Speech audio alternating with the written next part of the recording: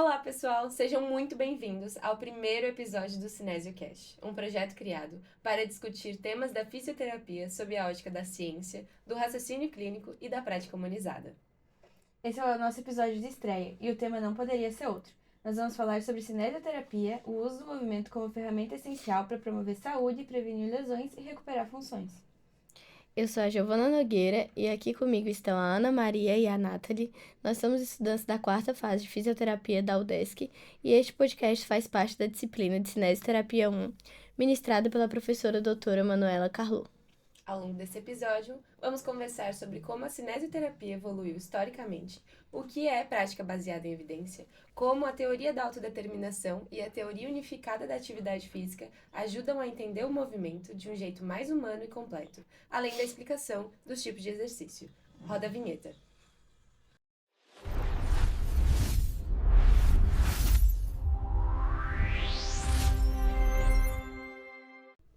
A cinesioterapia é um dos pilares da fisioterapia, e a palavra vem do grego, kinesis, que significa movimento, e terapia, que significa tratamento. Então, é literalmente o tratamento por meio do movimento.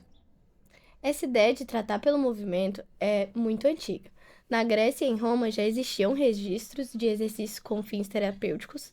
Depois, esse conhecimento se perdeu durante a Idade Média, mas foi sendo redescoberto com força no Renascimento, com a ideia do antropocentrismo, quando o corpo voltou a ser valorizado como uma fonte de saúde e equilíbrio. Hoje, com base em alguns autores, entendemos que o movimento é um agente biológico essencial. E o grande salto aconteceu no século XX. Com as guerras, a necessidade de reabilitar soldados feridos impulsionou o desenvolvimento da fisioterapia e consolidou a cinesioterapia como prática estruturada. E com o tempo ela deixou de ser apenas a repetição de exercícios e passou a ter um propósito terapêutico claro, que é restaurar a função, prevenir complicações e devolver a autonomia. O movimento é um estímulo essencial para a regeneração tecidual, para a plasticidade neural, para o controle da dor crônica, e a cinesioterapia é o uso do movimento em fins terapêuticos, fundamentado em anatomia, fisiologia, biomecânica e controle neuromuscular, com o objetivo de restaurar força, mobilidade e o equilíbrio funcional. Além disso, ela é reconhecida internacionalmente como intervenção de primeira linha, em diversas condições, desde lesões musculoesqueléticas até doenças neurológicas, justamente por ser uma abordagem adaptável, baseada em evidência e centrada no paciente. Vocês sabem quais são os principais objetivos da cinesioterapia dentro da reabilitação? Os principais objetivos são restaurar e manter a amplitude de movimento, fortalecer os músculos enfraquecidos, melhorar a coordenação, o equilíbrio e o controle postural, reduzir a dor e a rigidez e promover independência funcional nas atividades de vida diária. A cinesioterapia, além de tratar a disfunção, ela vai buscar devolver a funcionalidade global do corpo e como as avaliações iniciais ajudam na escolha dos exercícios. As avaliações elas mostram aonde o paciente está e aonde ele quer chegar. Então, a avaliação da força, resistência, mobilidade e capacidade de exercícios ajuda o fisioterapeuta a identificar as limitações, selecionar o tipo certo de exercício, quais exercícios começar e como aplicar eles. Mas mesmo com toda a base científica, ainda é comum ouvir que muitos fisioterapeutas têm dificuldade em prescrever com base em evidências. Por que os fisioterapeutas não sabem prescrever com base em evidência? Bom, isso começa ainda lá na nossa formação acadêmica. É preciso uma base sólida de conhecimento, e nem sempre os cursos da fisioterapia oferecem uma formação adequada em leitura crítica de artigos, na análise metodológica e na interpretação estatística. Isso faz com que muitos profissionais recorram apenas à experiência profissional ou a métodos tradicionais, mesmo quando já existem evidências mais eficazes disponíveis. Eu acredito que aqui dentro da UDESC a gente tem tido muito contato com essa parte da PBE. Eu acho que antes os próprios egressos, né, os nossos professores, Sim. eles comentam muito que na formação deles eles não tiveram muito essa parte da PBE e como prescrever o exercício mais antigamente, né? Hoje em dia, acho que na nossa formação, falando só sobre o nosso curso, né, na nossa universidade, é muito intrínseco, mas ainda tem muito o que melhorar. A gente ainda pegou o currículo velho. Acho que no currículo novo essas coisas estão melhores ainda. Sim, Sim, a gente teve contato com a prática baseada em evidência desde a primeira fase, né? Já foi sim. comentado em algumas Os disciplinas. professores sempre falaram muito. Sim. E no dia a dia da clínica, o tempo é um inimigo. A alta demanda de pacientes e a pressão por produtividade deixam pouco espaço para estudar e atualizar. Fora o idioma, grande parte dos estudos estão em inglês e o idioma ainda hoje é considerado uma barreira. Apesar de que hoje em dia também tem muita gente que indica traduzir os estudos através do próprio Google Tradutor. Só dá uma desconfigurada um pouco nas tabelas, mas é um bom norteador, assim. Não dá pra seguir ao pé da letra, tem que ter uma noçãozinha, mas é um bom norteador.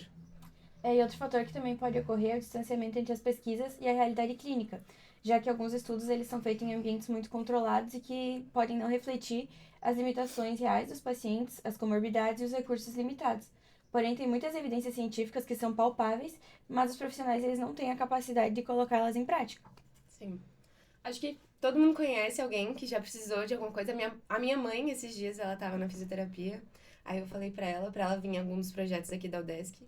E aí ela falou assim, ai, não, mas eu vou pelo plano, não sei o quê, já resolvi, já, o médico me passou 10 sessões, né, gravadinho. Aí eu falei assim, ela vai te colocar no choquinho, ela não vai fazer nada contigo. Aí tá, primeira, nossa, ela foi muito legal, ela falou comigo a sessão inteira, não sei o quê. E ela saiu da sala? Não saiu da sala, então ela não tava atendendo mais de uma pessoa, né? Ela tava atendendo Já é só um a bom minha ponto. mãe. É. Aí depois ela, mas ela não tá mandando eu fazer exercício. Aí eu fiquei tipo, tá, Oi. e aí tu tá indo pra quê? Ela só coloca no choquinho e a gente fica lá conversando. Conversando. É muito comum, igual vai na academia e todo mundo tem o treino mais genérico, Mesmo Sim. treino. mesmo número de série, mesmo número de repetições, né? E essa resistência, ela também vem da cultura profissional, em ambientes que valorizam mais o que sempre foi feito do que o que é comprovado. E os novos fisioterapeutas, essa leva aí que tá vindo, eles acabam reproduzindo o mesmo padrão.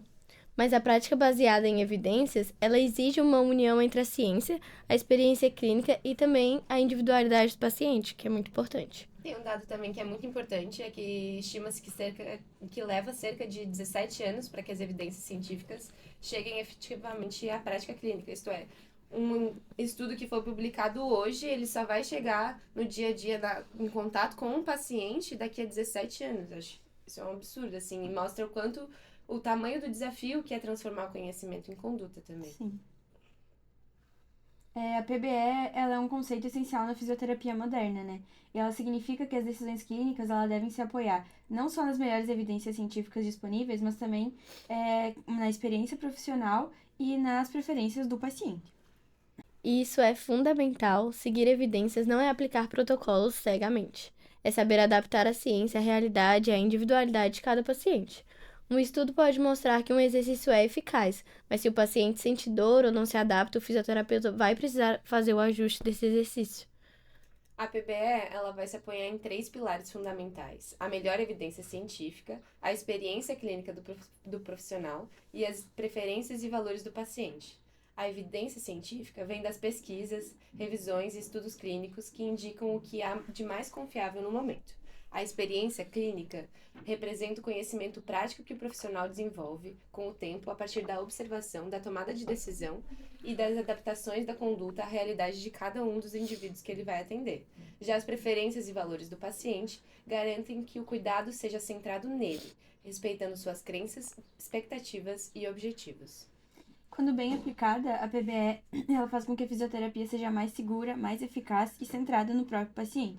Ela fortalece o raciocínio clínico e reduz o uso de condutas que não têm respaldo científico. Hoje, a gente também entende que o sucesso da reabilitação não depende só do exercício em si, mas ele vai depender também do engajamento do paciente. Será que os fatores como o apoio de amigos, o ambiente da academia ou as oportunidades de lazer influenciam mais do que a força de vontade? Essa é a discussão trazida pela teoria da autodeterminação, a TAD. Essa teoria explica como fatores pessoais e ambientais afetam a motivação humana e, portanto, a adesão ao tratamento. Acho que a TAD ela vem muito como algo contra a motivação que é controlada, que ela vem de fora, então o próprio fisioterapeuta fica ali, não, tu tem que fazer exercício, tu tem que ir pra academia, porque senão tu vai sair daqui da reabilitação, daqui a pouco tu volta com dor, enfim. Então a TAD ela propõe que a motivação existe em um contínuo.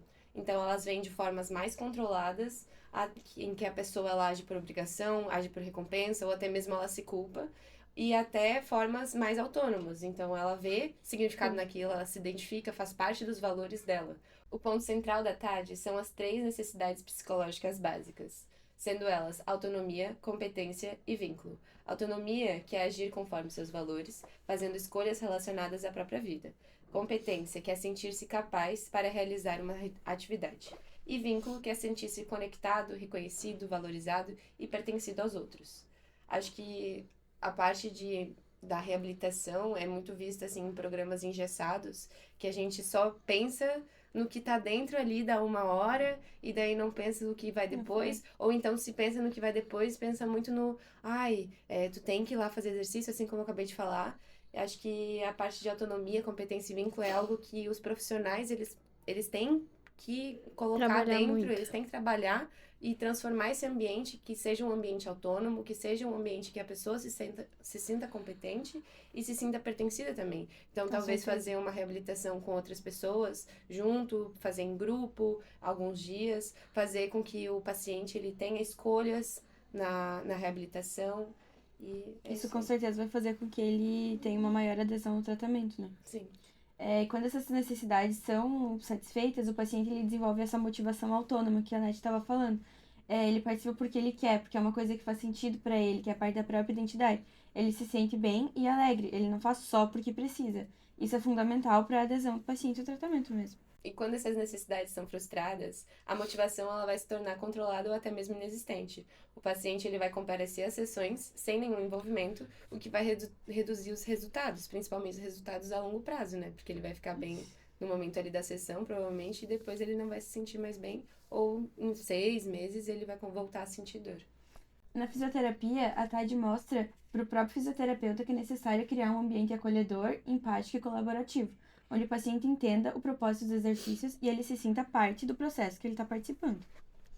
Então, a TAD mostra que o fisioterapeuta ele precisa ir além da prescrição de exercícios. Ele deve criar condições para que o paciente se sinta autônomo, se sinta competente e se sinta pertencido. Quando isso acontece, a motivação ela deixa de ser controlada. Então, ela deixa de ser aquela coisa, eu faço porque estão me mandando. E daí ela se torna uma coisa mais autônoma, no sentido de, nossa, eu faço porque eu gosto, eu faço porque eu acredito nesse processo. Falando em movimento humano, a gente tem outra teoria também, que é a teoria da unificada da atividade física, que ela foi proposta pelo Thiago Matias e pelo Joe Piggin em 2022. Ela amplia a visão sobre o movimento humano, ela foge muito do modelo biomédico, que é algo que a gente vê muito na faculdade também, que a gente tenta ir mais para o modelo biopsicossocial e fugir dessa parte de que o corpo é só uma lesão, a pessoa é completa. A teoria ela entende que a atividade física ela não é só um gasto energético, ela é um ato essencial da existência humana, uma forma de sentir, explorar, transformar e conectar com o mundo.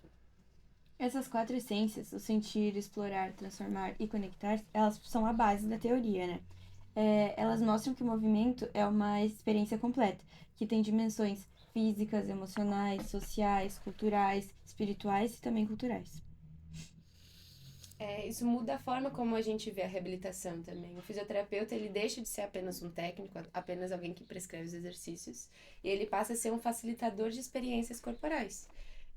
A teoria incentiva o fisioterapeuta a ir além da prescrição mecânica de exercícios, que é justamente o que eu tinha falado antes, que é se aproximar mais do biopsicossocial, entender a pessoa como um todo, e a considerar o movimento como uma experiência que promove prazer, autoconhecimento e integração com o ambiente. Quando o paciente entende o movimento como algo prazeroso e simbólico, ele tende a manter o comportamento ativo por muito mais tempo, mesmo fora da clínica. Ele vai levar isso para a vida inteira. Sim. Então, a teoria, ela resgata o sentido do movimento na vida da pessoa, fazendo com que o exercício não seja apenas um meio de cura, mas também uma forma de autoconhecimento e de conexão com si próprio e com o mundo. Mudando um pouco de assunto agora, quando a gente fala da cinesioterapia, muita gente, o que vem na mente é apenas exercício. Mas o que realmente diferencia o exercício terapêutico do exercício comum? Então, o exercício terapêutico, ele é planejado com base em avaliação, objetivos funcionais e necessidades específicas do paciente. Ele vai buscar restaurar funções, prevenir deformidades e recuperar o movimento com segurança. Já o exercício comum tem um foco em desempenho, estética e saúde, e não necessariamente leva em conta as limitações ou patologias do paciente. A cinesioterapia, ela vai personalizar o movimento para promover reabilitação funcional e não apenas condicionamento físico. E acho que, vindo para a parte do biopsicossocial, a gente associar também as práticas da teoria traz com que o exercício não seja só aquilo mecânico Sim. e seja mais do que o exercício comum. Ele vai ser um exercício que vai englobar o paciente como um todo, Com que vai certeza. A fazer vida dele. sentido para a vida dele. E daí, em relação aos exercícios terapêuticos, vamos falar dos tipos de exercícios que existem, que compõem a cinesioterapia. Eles são 5, as principais categorias: a mobilidade, o alongamento, os exercícios resistidos, os exercícios aeróbios e os exercícios sensório-motores.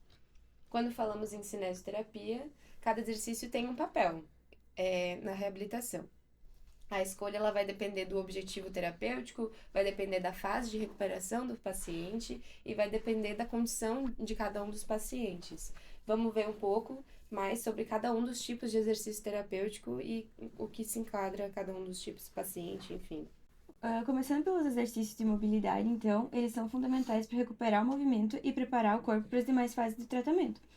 Segundo a literatura, a mobilidade ela é a habilidade das estruturas corporais se moverem ou serem movidas para permitir amplitude funcional de movimento. Eles podem ser passivos, que quando eles são feitos pelo terapeuta, ou ativos, que é quando eles são feitos pelo próprio paciente. Eles são indicados nas fases iniciais da reabilitação, após imobilização.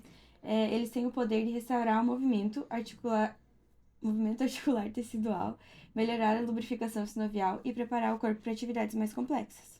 Além de recuperar o movimento, os exercícios de mobilidade melhoram o controle motor, podem diminuir dor, auxiliam no processo de cicatrização, ajudam a manter a percepção dos movimentos e vão reduzir a rigidez também. E mais que isso, né? Os exercícios de mobilidade, se feitos de forma regular, eles vão aumentar o controle neuromuscular e reduzir o risco de lesão musculotendínea. E é muito importante lembrar que a mobilização é segura quando feita dentro dos limites da articulação, respeitando a dor e a integridade tecidual. Isso. E agora sobre os alongamentos, né? Os exercícios de alongamento. Eles visam aumentar ou manter a extensibilidade musculotendínea. Então, leva o tecido além do comprimento habitual para promover ganhos de amplitude de movimento. Ele pode ser passivo também, se o paciente estiver relaxado. Pode ser assistido quando o paciente auxilia, ou ainda ele pode ser um autoalongamento, que é quando é realizado pelo próprio paciente. Esses exercícios, eles podem ser ajustados conforme o objetivo e o público. Então, eles podem ser ajustados para atletas, adultos, idosos ou pessoas em reabilitação. O importante é manter o corpo em movimento, respeitando as condições e o ritmo de cada paciente. Isso. Então, um pouquinho agora sobre os exercícios resistidos. Eles são aqueles que envolvem uma contração muscular contra uma força externa, que a gente chama de sobrecarga. Então, pode ser pesos, elásticos, o próprio peso corporal.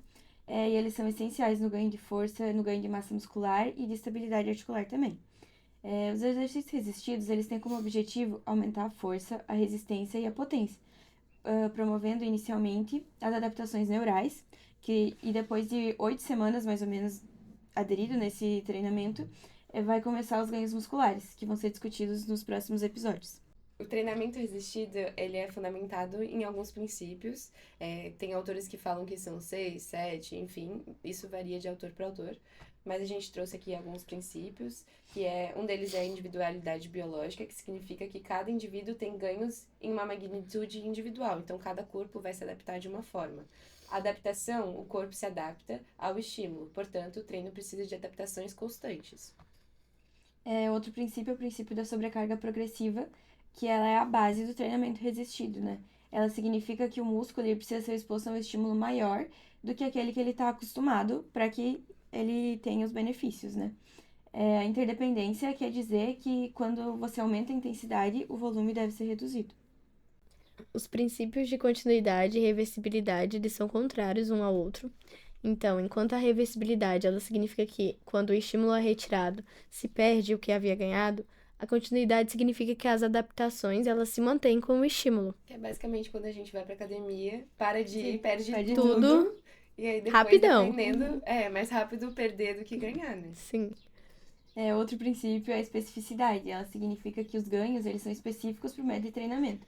O exercício ele é voltado para a tarefa que se deseja melhorar. E por fim, o último princípio que a gente trouxe aqui é a treinabilidade, que significa que nossos tecidos eles são treináveis. Quando recebem o estímulo correto, eles vão sofrer alterações. Quando bem prescritos, os exercícios resistidos, eles podem reduzir a dor, aumentar a densidade óssea, melhorar a função e reduzir o risco de lesão. Eles devem ser individualizados, eles devem ser progressivos e respeitando a fase de recuperação e a tolerância do paciente. A individualização dos determinantes, ela vem de acordo com a formação do profissional, da qualificação do profissional de prescrever os exercícios de acordo com a necessidade de cada paciente. Então, a carga e a progressão é o que torna o treino resistido seguro e eficaz. Além de força, ele melhora a função metabólica, a composição corporal e até o controle glicêmico, sendo indicado também em doenças crônicas. O treino resistido ele deve respeitar a fase de recuperação e a capacidade funcional do paciente, evitando as sobrecargas precoces. Ele é essencial tanto na reabilitação quanto no envelhecimento saudável. E agora, a gente falando um pouquinho dos exercícios aeróbios, eles são atividades rítmicas e contínuas.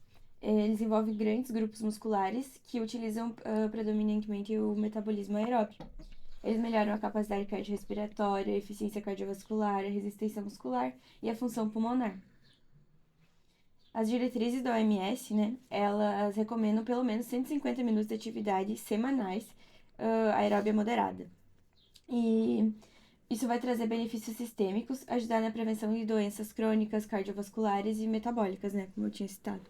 Na fisioterapia, o treino aeróbio é amplamente utilizado em programas de reabilitação cardíaca, pulmonar e metabólica. Inclusive, aqui no Cefit, Aqui no núcleo, a gente tem o núcleo de cardio-oncologia e medicina do exercício e a gente também tem o NuReab, que ele utiliza do treino aeróbio, principalmente por conta dos pacientes que são específicos com DPOC, com doenças que têm relação com isso, e eles fazem o monitoramento da frequência cardíaca, percepção subjetiva de esforço através da escala Borg e resposta hemodinâmica.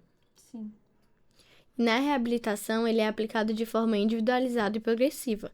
Isso vai ajudar a restaurar a tolerância ao esforço, vai reduzir as inflamações e acelerar a recuperação funcional do paciente. E por último, vamos falar então um pouquinho do treino sensório-motor, que é aquele que vai desafiar o equilíbrio, a coordenação e o controle postural. Ele também é fundamental na reabilitação. Ele vai ajudar a restaurar a propriocepção e a sinestesia, que são os sentidos responsáveis por perceber posição, movimento corporal e a estabilidade dinâmica. Eles promovem o reaprendizado motor necessário para o retorno seguro às atividades funcionais, tanto de vida diária quanto ao retorno ao esporte. Após uma lesão como uma entorse, uma lesão ligamentar ou cirurgia articular, ocorre diminuição das aferências proprioceptivas e, consequentemente, perda do controle motor. O treino sensório-motor tem como meta restabelecer essas vias aferentes e eferentes, promovendo respostas motoras automáticas e eficientes. Também vai estimular a neuroplasticidade, o sistema nervoso ele reaprende controle fino, padrões motores e é capaz de reduzir o risco de lesões. O objetivo final é tornar o controle automático e mais funcional, permitindo que o paciente retorne às atividades com mais segurança e mais estabilidade. E assim, chegamos ao fim do primeiro episódio do CinesioCast. Hoje a gente viu que a cinesioterapia é muito mais que prescrever exercícios. É entender que o movimento é ferramenta, é linguagem, é cura. É unir a evidência, o raciocínio clínico e empatia para transformar o movimento numa ferramenta de saúde que envolve autonomia e conexão. Então, eu agradeço a todo mundo que assistiu até agora e também as minhas colegas Nath e Giovana pela conversa. Se ficou alguma dúvida sobre o assunto da PBE, o próximo episódio vai ser isso, com as nossas colegas Vitória, Larissa, Bianca e Gabriela.